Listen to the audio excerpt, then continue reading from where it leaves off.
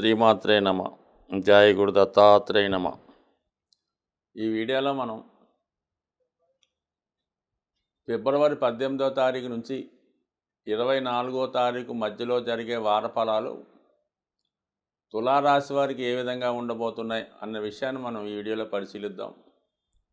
తులారాశి వారికి రాశ్యాధిపతి శుక్రుడు ప్రస్తుతం చతుర్థ కేంద్రంలో కుజగ్రహంతో కలిసి సంచరించడం జరిగింది.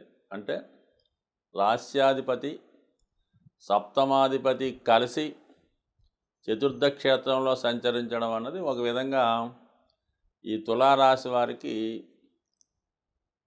పార్ట్నర్స్ లేదా అభిమానులు ప్రోత్సాహంతో ఒక కొత్త ప్రాజెక్ట్ని, అంటే ఒక గృహ నిర్మాణం కానీ, ఒక స్థలాన్ని కొనడం కానీ, లేదా కొత్తగా ఒక సినిమాయో టీవీ సీరియల్లో ఏదో ప్రారంభించడం కానీ, లేదంటే ఒక ఫ్యాక్టరీ స్థాపించడం కానీ, ఏదైనా ఒక విశేషమైనటువంటి కార్యక్రమాన్ని ఈ వారంలో చేపట్టే అవకాశం ఉన్నది.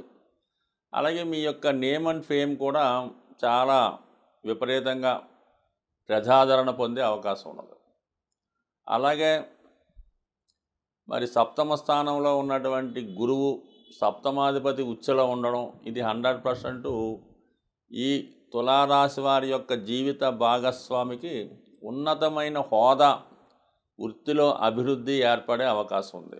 అదే ఈ రాశిలో ఉన్నటువంటి స్త్రీలైతే వ్యక్తిగతంగా వాళ్ళకి ఉన్నతి పదవి, వివాహ ప్రయత్నాలు ఫలించడం, అలాగే సొంత గృహం లాంటిది ఏర్పరచుకోవడం, లేదా కనీసం వాహనమైనా ఏర్పరచుకునే అవకాసం ఈ వారం అద్భుతమైనటువంటి యోగాన్ని ఈ తులారాశి వారికి ఇవ్వడం జరిగింది. సో మొత్తం మీద అంటే ఈ గురు భగవానుడు భరణి నక్షత్రంలో సంచరించడం కూడా ఒక విధంగా ఈ రాశి వారికి గురువు యొక్క బలం పెరిగినట్టే. ఎక్కడికి వెళ్ళినా, ఏ పని చేపట్టినా, ఏ కార్యక్రమం తలపెట్టినా గురువు యొక్క అనుగ్రహం, అంటే ఖచ్చితంగా దత్తాత్రేయుడి అనుగ్రహంతో విజయవంతంగా వెళ్ళే అవకాశం ఉంది. ముఖ్యంగా ఈ రాశిలో సెలబ్రిటీసు, సినిమా రంగం, టీవీ మీడియా రంగంలో ఉన్నవాళ్ళు ఎక్కువగా ఈ రాశిలో ఉండడం జరుగుతుంది. దాని తర్వాత ఎక్కువగా మరి సాఫ్ట్వేర్ రంగం వాళ్ళు కూడా ఈ రాశిలో ఉంటూ, బట్ ఈ రాశిలో ఉన్న వాళ్ళ ఉద్దేశం ఏంటంటే వాళ్ళు సాధారణంగా వాళ్ళకి వాళ్ళు జీవితంలో అభివృద్ధి చెందుతూ 10 మందికి కూడా ఉపాధి కల్పించాలి, వారు సంపాదించినటువంటి ధనాన్ని 10 మందికి వినియోగించాలి అన్నటువంటి సదృదయంతో చాలామందిని చేరదీసి వాళ్ళకి ఉపాధి కల్పిస్తూ ఉంటారు. ఏదో ఒక సంస్థని స్థాపించి 10 మందికి ఉపాధి కల్పించడం కానీ, 10 మందికి సేవ చేయడం కానీ, లాభాపేక్ష లేకుండా చేసే కార్యక్రమాలు కూడా చేపడుతుంటారు. అటువంటి అద్భుతమైనటువంటి పుణ్య కార్యక్రమం ఈ వారంలో తలపెట్టే అవకాశం ఉంటుంది. సో ఏదైనా ఒక మంచి కార్యక్రమం ఈ రాశివారు ఈ వారంలో చేపట్టడం జరుగుతుంది. మరి పంచమ స్థానంలో లాభాధిపతి, ఈ రాశికి బాధకుడు అయినటువంటి రవి పంచమ స్థానంలో సంచరిస్తూ శని భగవానుడితో కలిసి ఉన్నాడు. ఇది వృత్తి వ్యవహారాల్లో అనుకూలమైనటువంటి ఫలితం వచ్చినప్పటికి కూడా ప్రేమ వ్యవహారాల్లో కొంత డిసప్పాయింట్మెంట్ రావడం కానీ, వివాహాలు వాయిదా పడడం కానీ జరిగే అవకాశం ఉంది. అలాగే స్పెక్యులేషన్ లాంటివి చేస్తున్న వాళ్ళు, జోదాలు, పందాలు మొదలగు వాటిలో పాల్గొనేవారు, ఈజీ మనీ కోసం తాపత్రయపడేవారు ఖచ్చితంగా జాగ్రత్త పడవలసి ఉంటుంది. లేని పక్షంలో కొంతవరకు నష్టాన్ని చవి చూడవలసి ఉంటుంది. కాబట్టి అటువంటి ఈజీ మనీ కోసం ఎట్టి పరిస్థితిలో కూడా వెళ్ళే ఆలోచన మానుకోవడం మంచిది. ద్వాదశ స్థానంలో ఉన్నటువంటి కేతుగ్రహం ఆధ్యాత్మిక కార్యక్రమంలో పాల్గొనడం, గుప్తంగా దాన ధర్మాలు చేయడం జరుగుతూ ఉంటుంది. అలాగే సమీపంలో ఉన్నటువంటి ఆశ్రమంలో కానీ, పుణ్యక్షేత్రంలో కానీ, ఏదైనా రిసార్ట్స్లో కానీ ఏదో అక్కడ ప్రశాంతంగా గడిపే సూచనలు కూడా రావడం జరిగింది. ఒక ఆధ్యాత్మిక గురువుని కలుసుకొని వాళ్ళు సలహాలు, సందేహాలు, ఆలోచనలతో జీవితాన్ని కొత్తగా మార్చుకునే ప్రయత్నం కూడా ఈ రాశివారు చేసే అవకాశం ఉంది. ఓవరాల్గా మరి గ్రహాల పరిస్థితి అనుకూలంగా ఉంటే రాహు 6వ స్థానంలో ఉంటూ ఎంత గొప్ప శత్రువుతోనైనా విజయాన్ని సాధించడం, అంటే శత్రువులపై విజయం వస్తూ ఉంటుంది. సో అలాగే ఏంటంటే ఆరోగ్యపరంగా మరి కొంతవరకు అజీర్ణపరమైన సమస్యలు, గ్యాస్ట్రిక్ ప్రాబ్లమ్స్, బ్యాక్ పెయిన్ లాంటివి వచ్చే అవకాశం ఉంది. కాబట్టి అంటే ఎప్పుడైతే ఆరోగ్యకారకుడు రవి శనిగ్రహంతో కలిసి ఉన్నాడు, పైపెచ్చి ఈ రాశి వారికి బాధకుడు.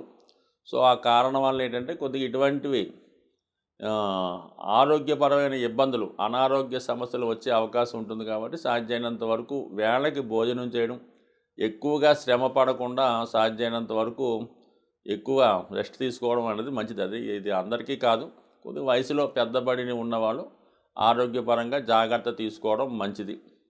సో ఏదైనా గురుగ్రహ అనుగ్రహం ఈ రాశి వారికి సంపూర్ణంగా ఉండడం, అలాగే వివాహ ప్రయత్నాలు చేస్తున్న వారికి చిన్న చిన్న ఆటంకాలు ఎదురైనప్పుడు కూడా మీకు సమీప బంధువులు కానీ ఇరుగు పొరుగు వారు కానీ తెలుసున్న ద్వారా వచ్చే వివాహం నిశ్చయమయ్యే అవకాశం ఉంది.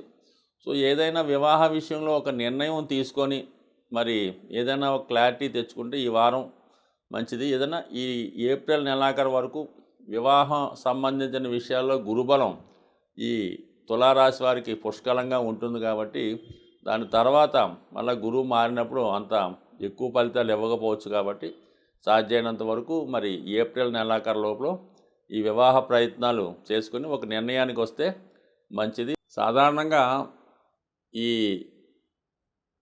గోచార ఫలితాలు మనం చెప్తున్నప్పుడు చాలామందికి కొన్ని అనుకూలంగాను కొన్ని ప్రతికూలంగాను ఉండే అవకాశాలు ఉంటాయి. సో ఏదైనా ఈ గోచారం జాతకంలో జరుగుతున్నటువంటి దశలు జాతకుని యొక్క జన్మ జాతకం మీద మాత్రమే ఆధారపడి ఉంటాయి. అప్పుడు జరుగుతున్నటువంటి దశలను బట్టి జీవితం నడుస్తుంటుంది. అంటే గోచారం ఏం చేస్తుందంటే జాతకంలో ఉన్న ఫలితాలు ఈ గోచారంలో వచ్చే స్థానం వచ్చినప్పుడు అవి ఫలితం రావడం జరుగుతుంటుంది. సాధారణంగా ఈ సప్తమ స్థానంలో గురువు వస్తే వివాహం జరుగుతుందని చెప్తాం. అలాంటప్పుడు మరి 12 రాశుల్లో ఒక రాశి వారికి కంప్లీట్గా వివాహం జరగాలి కదా, అలా జరిగే అవకాశం ఉండదు. అంటే జాతక చక్రంలో వివాహం యోగ్యత ఉండి ఆ వివాహం జరిగే దశ నడుస్తున్నప్పుడు గోచారంలో మరి రవిగ్రహం ఏ సంవత్సరంలో వివాహం జరుగుద్ది అన్న విషయాన్ని నిర్ణయిస్తుంది. అలాగే రవిగ్రహం సూర్యభగవానుడు ఏ నెలలో వివాహం జరుగుతుంది అని చెప్తుంది. అలాగే చంద్రుడు ఏ రోజులో 2-3 రోజులు అటు ఇటుగా పలానా రోజులో జరిగే అవకాశం ఉందని చెప్తూ ఉంటుంది.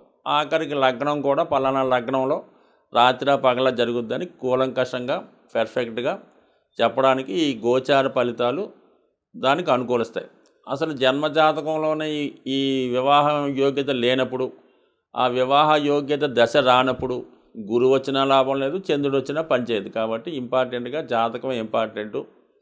జాతక ఫలితాలు తెలుసుకొని జాతకంలో ఎప్పుడు జరుగుతుంది అన్న విషయాన్ని గోచారం అన్నది ఆ ఫలితం ఇవ్వడం జరుగుతూ ఉంటుంది. సో అలాగే మరి జాతకంలో చెడు ఉన్నంత మాత్రాన దాన్ని అనుభవించక్కర్లేదు. మంచి జరుగుతుంది అనుకున్నప్పుడు దానికోసం ఎదురు చూడడం కూడా అది జరిగే అవకాశం అయితే లేదు. ఖచ్చితంగా దానికి ఏదన్నా మనకి ఏలినాటి శని జరుగుతుంది, లేదంటే అష్టమ గురువు నడుస్తున్నాడు, అష్టమ శని నడుస్తుంది, ఖచ్చితంగా ఆ సంబంధించినటువంటి దైవాన్ని ప్రార్థించుకోవడం, దానికి సంబంధించినటువంటి దానాలు చేసుకోవడం, అటువంటి వాటికి దూరంగా ఉండడం. అలాగే మంచి జరిగినా కూడా అదేమీ వచ్చి మన మీద అయితే పడిపోదు. దానికి తగ్గ ప్రయత్నం చేసుకోవడం, దానికి అనుకూలంగా మనం తీర్చిదిద్దుకున్నప్పుడు ఖచ్చితంగా మనకు ఆ ఫలితం వస్తుంది. మనకి ఏదో పోలీస్ డిపార్ట్మెంట్లో జాబ్ వచ్చే అవకాశం ఉంది ఒక విద్యార్థికి, వాడు ఇంట్లో పడుకుంటే ఎట్టి పరిస్థితుల్లో కూడా రాదు. ఖచ్చితంగా వాడు దానికి తగ్గ ట్రైనింగ్ అవుతూ వాకింగు, రన్నింగు, ఫిజికల్ ఫిట్నెస్ చేసుకుంటూ దాని ఎగ్జామ్స్లో పాస్ అయ్యి ఆ పోస్ట్కి రెడీగా ఉంటే 100% వాడి పోస్ట్ వస్తుంది. పరిచయం ఏమీ చేయకుండా ఏ ప్రయత్నం లేకుండా మాత్రం ఏ సర్వీసు రాదు, ఏ ఉద్యోగం కూడా రాదు. అందుకని ప్రయత్నం ఇంపార్టెంటు. కేవలం జాతకం దాన్ని సహకరిస్తుంది. అసలు జాతకంలో ఉద్యోగం లేదన్నా కూడా ప్రయత్నం చేస్తే ఉద్యోగం వచ్చే అవకాశం ఉంటుంది. సో ఏదన్నా జన్మజాతకం ప్రయత్నం ఇంపార్టెంట్. బట్ అన్ని చర్యలకి కూడా ప్రతి మానవుడు ఖచ్చితంగా మరి సూర్యభగవాన్ని ఆరాధించడం, ఇంకా కొద్దిగా ఓపిక ఉన్నవాడు నవగ్రహాలను ఆరాధించడం, ప్రతిరోజు కూడా వాడు గృహంలో అనుకూలిస్తే గృహంలో పూజ చేసుకోవడం, గృహంలో అనుకూలంగా లేనివాడు ఏదో ఒక టెంపుల్లో వెళ్ళి పూజ చేసుకోవడం అన్నది అనుకూలమైన పద్ధతి. ఈ విధంగా దైవం మీద భారం వేస్తే, దైవాన్ని గట్టిగా నమ్మితే ఈ నవగ్రహాలన్నీ కూడా దైవానుగ్రహంతో మీకు ఖచ్చితంగా అనుకూలించే అవకాశం ఉంటుంది. స్వస్తి.